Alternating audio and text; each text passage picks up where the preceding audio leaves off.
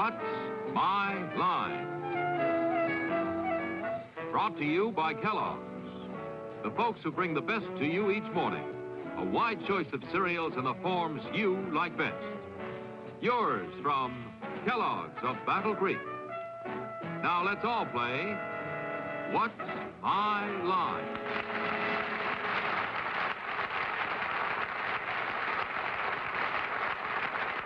And now let's meet our award-winning panel of What's My Line. First, the popular columnist whose voice of Broadway appears in papers coast to coast, Miss Dorothy Kilgallen.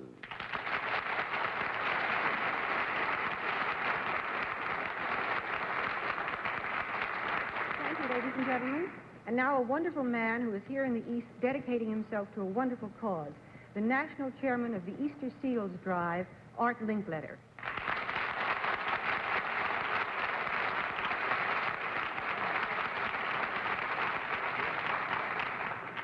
Miss Arlene Francis, usually here to my left, is in Palm Beach, getting ready to open tomorrow night in a play, Old Acquaintance.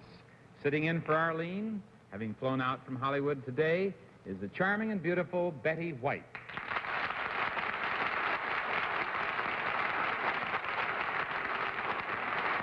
Thank you. And leave it to Arlene to be down in Palm Beach with an old acquaintance. We wish her the best of luck tomorrow night. And it's my privilege to be sitting next to the head of the Random House Publishing Company tonight, that lusty young man, Bennett, Cerf.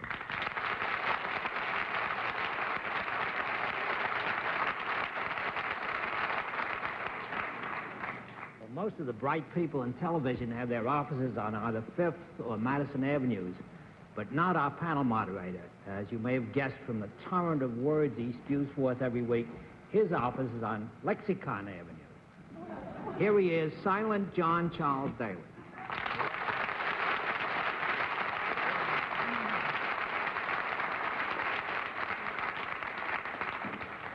I was hoping Bennett had recovered from his vacation already. But evidently not. Lexicon Avenue, really, Bennett. Good evening, ladies and gentlemen. Welcome to What's My Line. Once again, we have some very nice folks who've come to visit us and brought some very interesting occupations, which, as is our usual hope, I'm sure, actually tonight, will give the panel a great deal of trouble.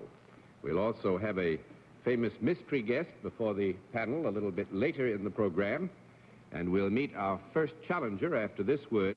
And now let's meet our first contestant. Will you enter and sign in, please?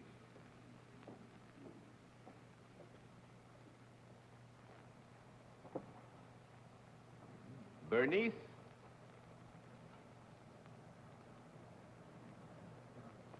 McDonald, right?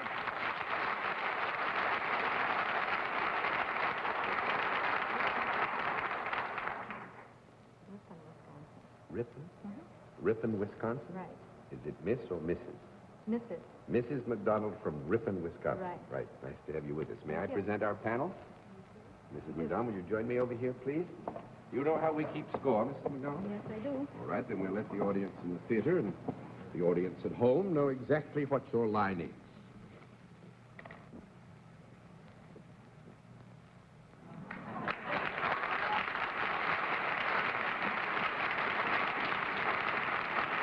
All right, panel, we'll tell you that Mrs. McDonald is self-employed and deals in a service. And let's begin the general questioning with Bennett, Cerf. Mrs. McDonald, does the service that you perform involve human beings? Yes, it does. Do the people who get this service see you in person when you're performing it? Yes, they do.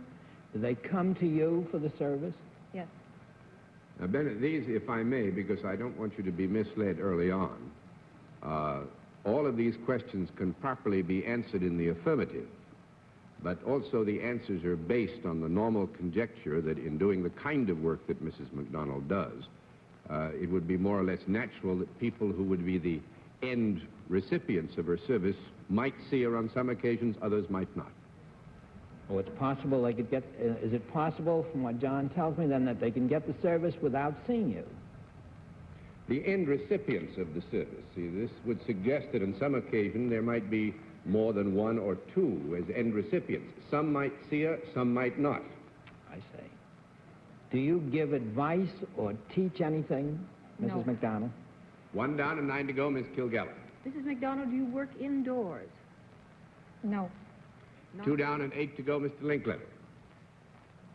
You don't give advice, but does your service result in them being able to do something after you've told them what it is that you tell them that they couldn't do before you told them? How could she understand it, Sarah? Well, I'm glad you asked that question, Art. I was just going to say, I don't know how you got that straightened up, but you got the right answer. It's no. 3 down and 7 to go, Miss White. You work out of doors, is that correct, Mrs. McDonald? Yes. May I assume that you only work with people as opposed to animals? I think that would be a fair assumption. Let us say that while there is a circumstance under which Mrs. McDonald might have some contact with animals, would be unlikely, basically, wouldn't it? Very unlikely. Mrs. McDonald doesn't have a farm, then, in other That's- words. How about Mrs. McDonald? E-I-E-I-O. Oh, do you wear anything special in the service that you perform while you're performing the service? You mean something other than normal street Other clothing? than normal street clothing? Yes. Is this to identify the service that you're performing as opposed to protecting you from whatever you're doing? Oh, boy. Well, I did it. I think we can answer that question no without necessarily suggesting that the answer covers all the possibilities as to the reason why certain garb is worn. You Mr. bet. Cerf. Mrs. McDonald, does the service that you perform require some kind of physical dexterity? You do something with your hands? Yes. Might it be in connection with anything that has moving parts? Yes. Would it be a vehicle or something that's used in transportation of any kind? Yes. Would it be transportation used on land as opposed to the water? Yes. Would it be in the automotive line? Yes. Automobiles of some sort? Automobiles is so specific that happily we can give you a no. 5 down and 5 to go, Miss Kilgallen. Well, it's something that goes on land. Does it have wheels, Mrs. McDonald? Yes. Is it bigger than an automobile? Yes. Is it a bus? No. 6 down and 4 to go, Mr. Linkletter. I think you teach farmers how to use some kind of equipment like a harrow or a plow. No. That's 7 down and 3 to go, Miss White. Am I safe to assume, however, that it is some large piece of farm equipment? No. 8 down and 2 to go, Mr. Cerf. You say, Mrs. McDonald, it's bigger than an automobile. Yes. Does it carry people? Do people... No. 9 down and 1 to go, Miss Kilgallen. Does it carry objects, then? Could. Does it take things... Does it travel without benefit of a track or a trolley? Yes. Is it a bus? No, not a bus. Is it a truck? Yes. Are you a truck driver? Yes.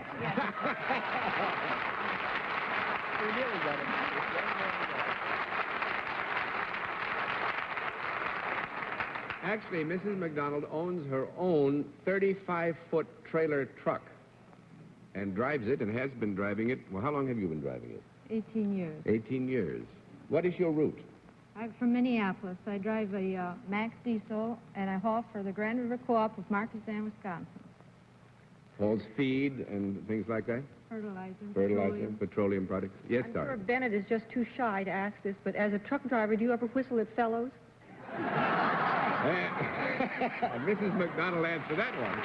Thank you very much. It's nice to have you with us.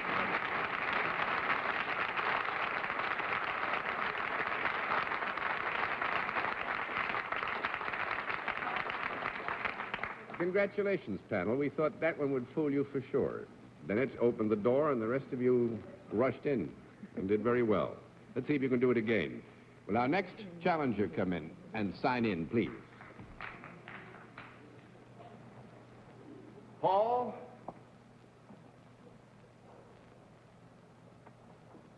Putnocki, right?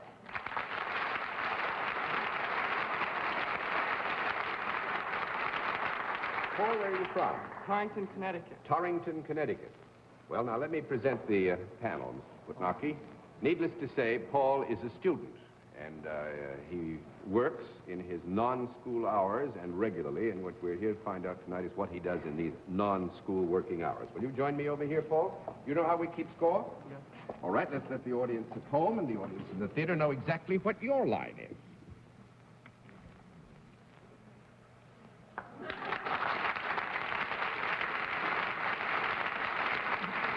All right, panel. Mr. Putnocki is salaried, and he deals in a product, and we'll begin the general questioning with Dorothy Kilgallen. Mr. Portnocky, could I use the product that you were involved with? Yes, you could. Could the male members of the panel use it too? Yes. Is it useful rather than purely ornamental? No. It's purely Well, ornamental. Paul, I think we've got a little problem here. Would you excuse us for a while? Certainly.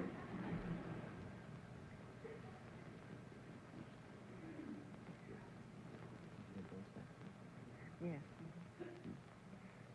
Because of the character of the question, Dorothy, and the specific mention of the word ornamental as at least a point of interest to you, we would not like to suggest that the product is not useful. I think that there are people who would tend to use it for a specific purpose, and if it was used for that purpose, then we would have to agree it has a definite usefulness. But does it have some other purpose besides usefulness? Does it also have a frivolous element or a decorative element? Yes. God bless you. God bless.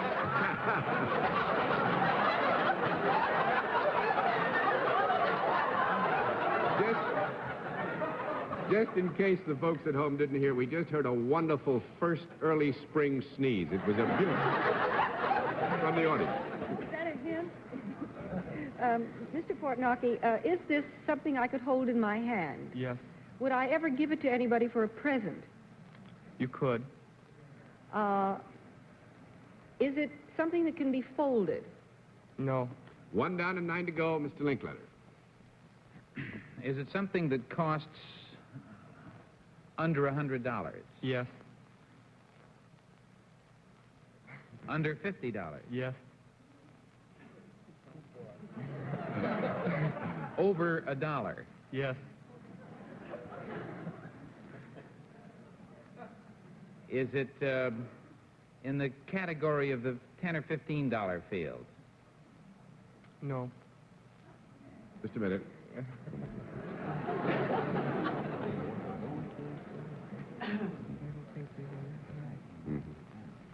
This is a tough one to give you a no on. Actually, we're dealing here specifically with the product as it is identified with Paul. In his instance, it would not run at that level of price. But so while we give you a no I'll be happy answer, to withdraw it. I will withdraw the question without any further argument. No, don't withdraw the question. I'll give you the no, but at the same time agree that you could spend this much money on this product if you perhaps ordered it specially. Then it's less. That you could spend. If you're money mad. Mr. Portnocky, this product you say is used by both men and women. Is there any difference in the looks of the product itself, the ones No. that the men would use? And No. Oh, swell. We'll save you a little. You don't have to finish the question even. That's 3 down and 7 to go, Mr. Cerf. Mr. Patnaki, might this object be used in any kind of entertainment or connection with either playing or music or something of the sort? Yes.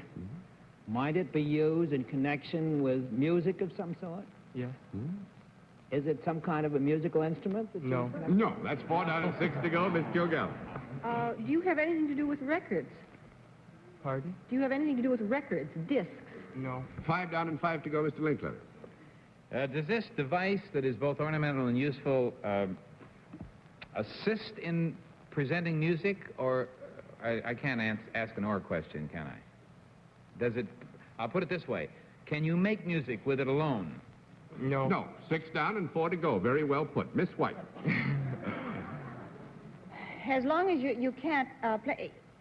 You said it was useful in a sense. Am I safe to rule out metronomes? Mm-hmm. Good. am I safe to rule out, well, now we can rule out all the things. When you say you sell this product, do people come to you to sell it? It has not been determined whether he sells the product or not. If you wish to ask that question, of course, it would then go into the record, and you could use it as the basis for further questioning. Yes. I think Would I wear this product in any sense of the word? You could. Would I look pretty silly? Now, wait doing a it? minute. No, I must say, I don't think we would mislead them terribly if we agreed that Miss White could wear this product. Only if I lost a bet, huh? If you lost a bet, you might. I think we have to give you a no on that. 7 down and 3 to go. Mr. Wait a minute. I'll take it back. Let me think.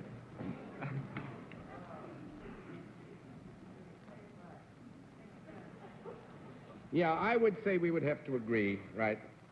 That it is conceivable that I would wear it, but it would be a little strange. I will go beyond that. I would say that it's probable that if you chose to use it, that a general descriptive verb might well discover to the public exactly how you were making use of it. All right, getting back to this, we haven't determined that you sell these. Do you manufacture these by any chance? No. 7 down and 3 to go, Mr. Cerf. Now, it's not we determined it is not a musical instrument, but it is used in connection with music, and you can wear it. It can be used in connection with music, and you can wear it. Would it be of any assistance to a conductor of an orchestra? Not a bit. Well, I'm going to put in here, even though it might not be proper. This is one reason why I started to give you a no on the issue of wear. But I shouldn't give you the no. I leave it stand as it was before established. Yes, Miss Kilgallen. May I call you Paul? Yes. I'm not going to get you anywhere, Dorothy. Paul, could children use this product? Yes. Would they be likely to? Yes. Does it have a distinctive color, or is it colorful looking? No. No. 9 down and 1 to go, Mr. Linkletter. Since you don't manufacture it, that was established, he does not make it. You find it somewhere. No, that makes it 10 down and no more to go. And this is wonderful because what Paul does is to test roller skates. Test roller skates.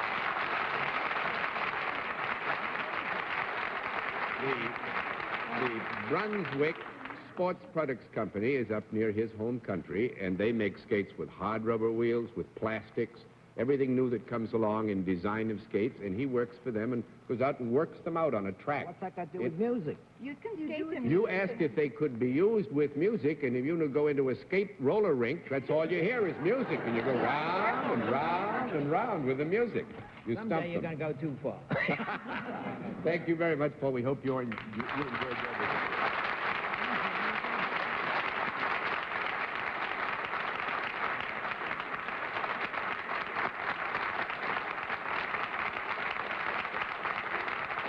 We'll meet tonight's mystery guest in just a moment, but first, here is a word from our sponsor.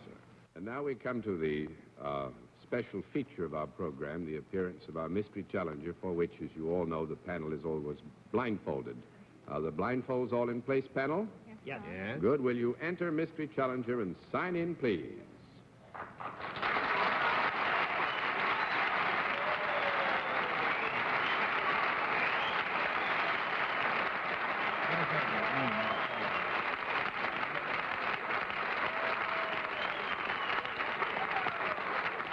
All right. Panel, as you know, in the case of our mystery challenger, we go to a different form of questioning. You ask one question at a time, in turn, moving clockwise. And we'll begin with Art Linkletter. Are you in show business? Yeah. Miss White? May I assume you are not female?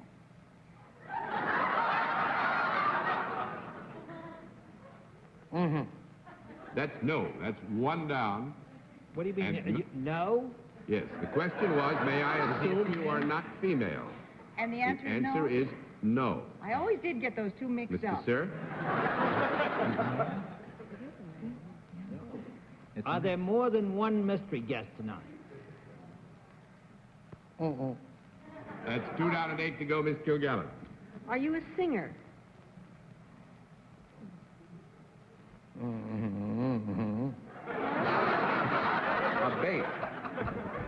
I would say yes and no, by which we mean sometimes not necessarily. Mr. Linkletter?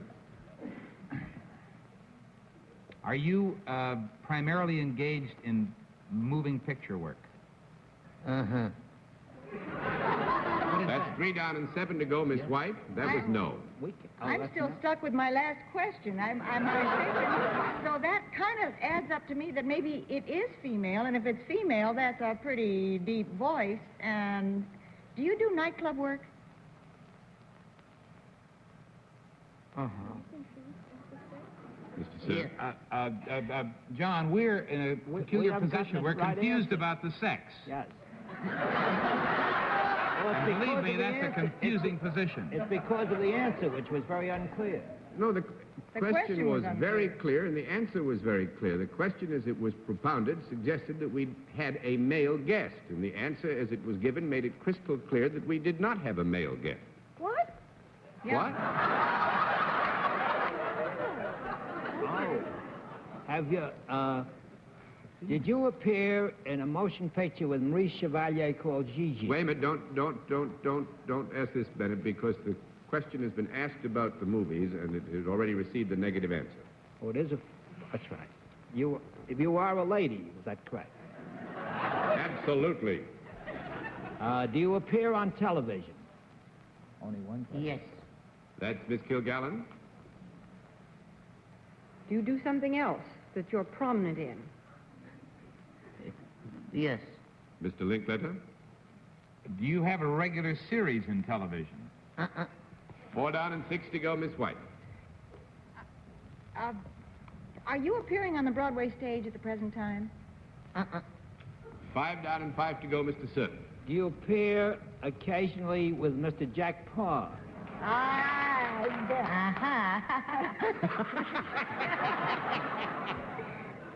Well, The answer to that would have to be yes. are you Elsa Maxwell?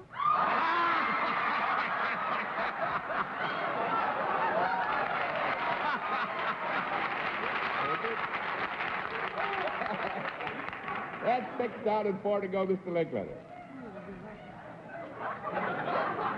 Are you Peggy Cass?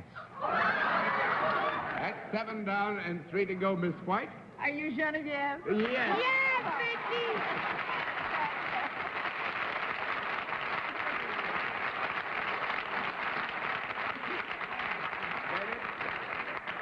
Let me put it into the record, because fairness must always, I think, be noted. Bennett, you were very, very nice to let it go on there. We had a lot of fun after, because you knew who it was when you asked I if you certainly did not. I thought when you said Jack Parr show, you'd gotten the accent or something. No, No, you- I had in mind a much older person. Oh, well, that's great. Well, that was fun. We nearly got 7 down and 3 to go. We haven't done that well for a long time. How much? Sure, no. Oh, that is great. I did well, huh? You did that? Yes, because with my accent, I swear you could have found me immediately. And Betty, I you beg know your me so pardon. well. How is the leg? All better? Oh, it's completely forgotten, John. Can you skip rope and things like that now? Oh, sure, I can do what I want. You can do what you want. Oh, That's sure. wonderful. I must say you bore that with great charm and great goodwill and good humor. Oh, it's because I had millions of friends who helped me. Well, Miss Genevieve, there's a rumor that you can really talk English without that accent by this time if you want to. Is that true? Oh, I wish I could. Yeah. I try my best. and I don't want you to try your best. I think that accent is charming. Keep it, by all means. Keep I it, by all cannot do means. otherwise. Well, you have lots of friends all over the country, Thank but you have 5 right here on the stage with you. And Thank thanks for you being very our much. guest. Nice Thank to have you, you with John. us, hon. Thank you.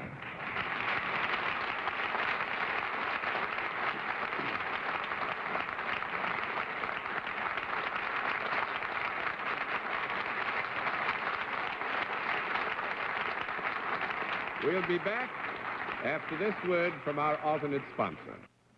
We will hope that Arlene Francis in Palm Beach was with us tonight on the other end of the television tube, so we can say good night, Arlene. Come back soon, and good night, Dorothy Kilgallen. Good night, John. Good night, Arlene, and good luck tomorrow night. Good night, Art. Good night. Good night, Betty. Good night, Arlene, and best luck, and thank you. Good night, Bennett. Arlene, you, Stanton Griffiths' swimming pool. Good night, John. Good night, lexicographer.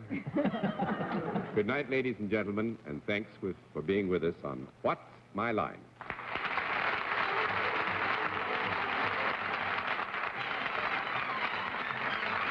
What's My Line? It's a CBS television network production in association with Mark Goodson and Bill Todman. This is Bud Collier reminding you to expect the unexpected and some fun as well in the game To Tell the Truth tomorrow on most of these stations.